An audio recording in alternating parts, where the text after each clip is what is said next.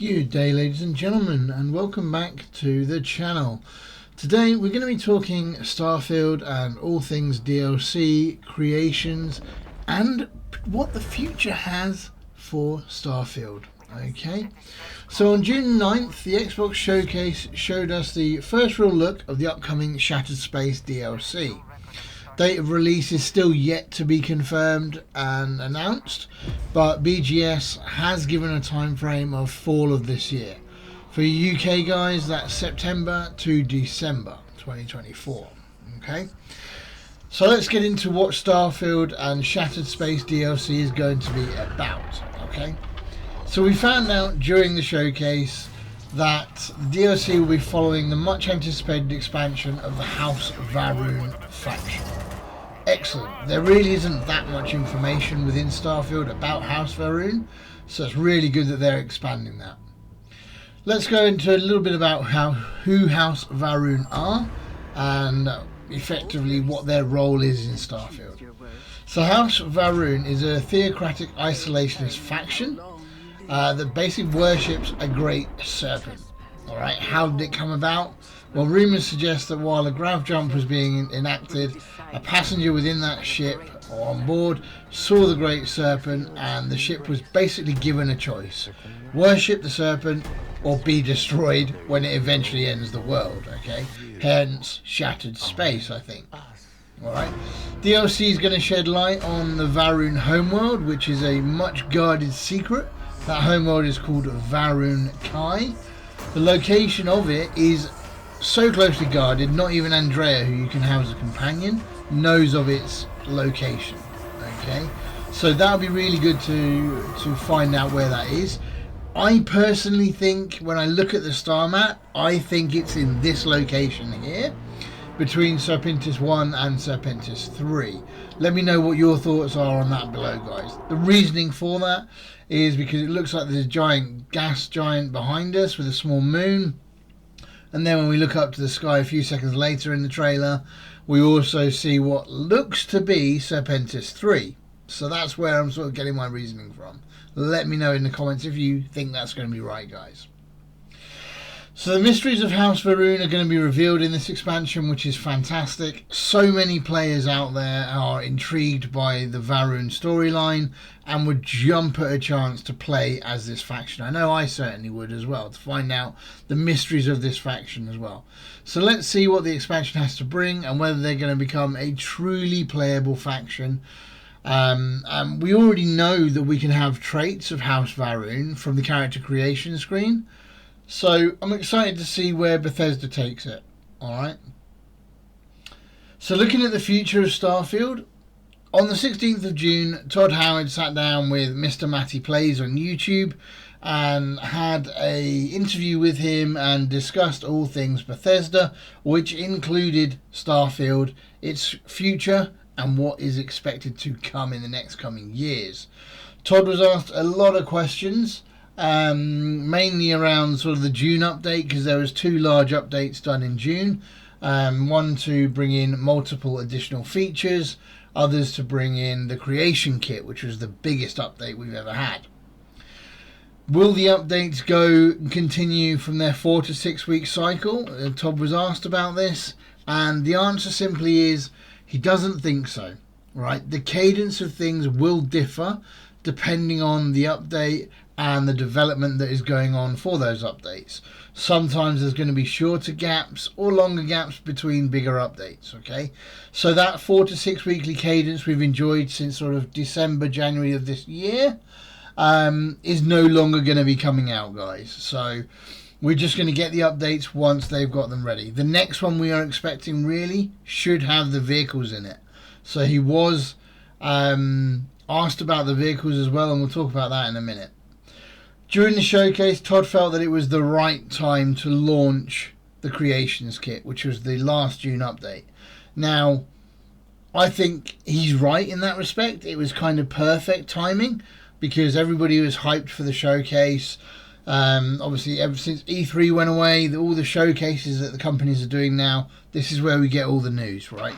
So releasing it at that time, fantastic marketing, fantastic promotion, if I'm honest. It's brought a lot more people back into the game, and I think it's only going to do good things for Starfield moving forwards, guys. So he was asked how long did Shattered Space DLC take and how long was it worked on for. His response basically was the actual dev work on the DLC started after the release of Starfield, so back in September last year.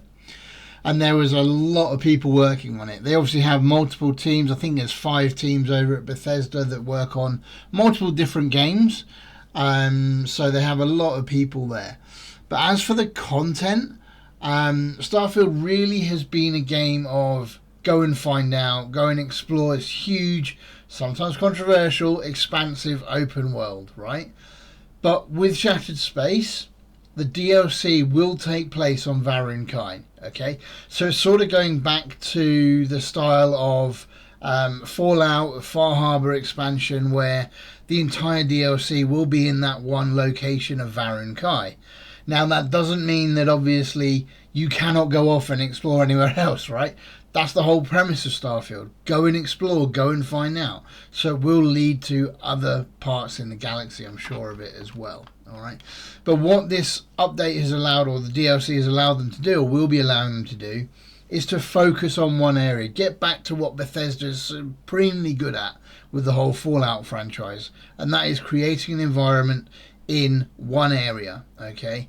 So expect when this Shattered Space DLC comes out, it's all going to be based on Varun Kai, and expect a lot more intriguing information coming from that expansion. It's going to be great. I can't wait, personally.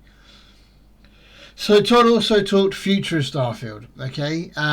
He was asked lots of questions around it, and he said there is going to be scope for story expansion annually, which is, for me, that's fantastic news. I love that. I said from the beginning, when Starfield was released, they had 1,000 planets.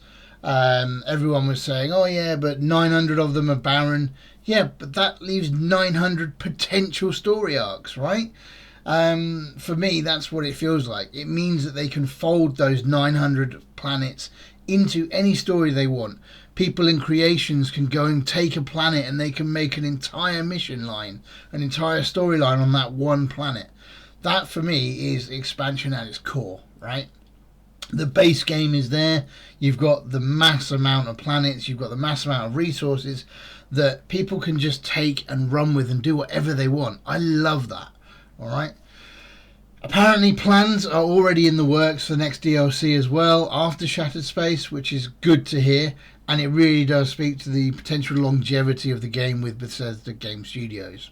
Let me know your thoughts on that below, guys, in the comments. Do you think Starfield is a game that will be here in 10 years' time? Will be here in sort of 5 to 10 years' time as well? Do you think they might change the engine up for it? I've got mixed feelings on that, but we can go into that another time. Okay, guys, let's move on to Creations Kit. Alright, so there was a lot of negative reviews added to the Steam store since Creations came out.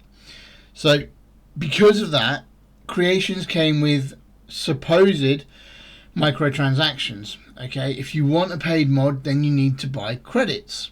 Now, there's rumours around the internet that Bethesda was being moved to a paid mission system, like the release of the Trackers Mission 2 at the launch of Creations. It was 700 credits from the Creations store if you wanted the second Trackers Alliance mission. People have got mixed reactions to this and believe that BGS are essentially money grabbing, right? Todd has said that they do look at all the feedback and will be looking to adjust in the future for additional content. Now, my personal thoughts on this, I've seen the amount of effort and the time that is put into the mods by the independent modders before Creations was put out, right? There was 84,000 mods or something like that on Nexus mods before the Creations kit came out. That is massive, guys. And these guys put so much effort into these mods and they're not being paid for it, right, guys? So I think it's only right that modders should get a slice of the pie if there is a decent mod that has been put on there and has been verified by BGS that can be a paid mod. Does Bethesda get part of that money? Of course they're going to, guys. It's a business, right? The main thing you got to think about here is people will always have paid mods, okay? It is not a microtransactions game like Call of Duty, for example. New season pass every 40, 60 days, right? New skins every 2 weeks. That's not really where I don't think the Creations Kit and Bethesda is going, okay? They have done that sort of with Fallout 76. You've seen that with the store, with the atoms that you can purchase, and you can purchase additional items and stuff like that. That's always going to be there from an aspect, guys. Companies need to make money to survive, right? But also the modders need to make money. And I am fully supportive of modders making money from their mods if they're decent mods. Okay? I truly believe that they should be rewarded and supported for their efforts, because they're making the game much more for you guys, right, than the initial base game. I think it's fantastic, right? They're bringing the game to life, and I personally love that. Alright guys, what is your thoughts on that? Let me know in the comments down below.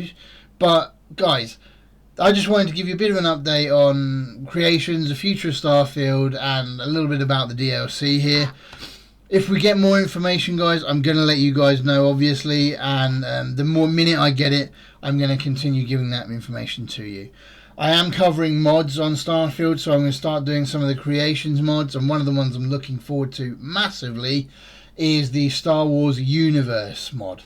So I'm going to be reviewing that very, very soon, guys, so stay tuned to the channel. If you do like the content that we're putting out, guys, please do consider giving a like and a subscribe. The support on the channel has been absolutely mind-blowing, so thank you very much, guys. It's just truly amazing. Okay, guys, thank you for joining us, and we'll see you in the next one. Have a good day, everybody.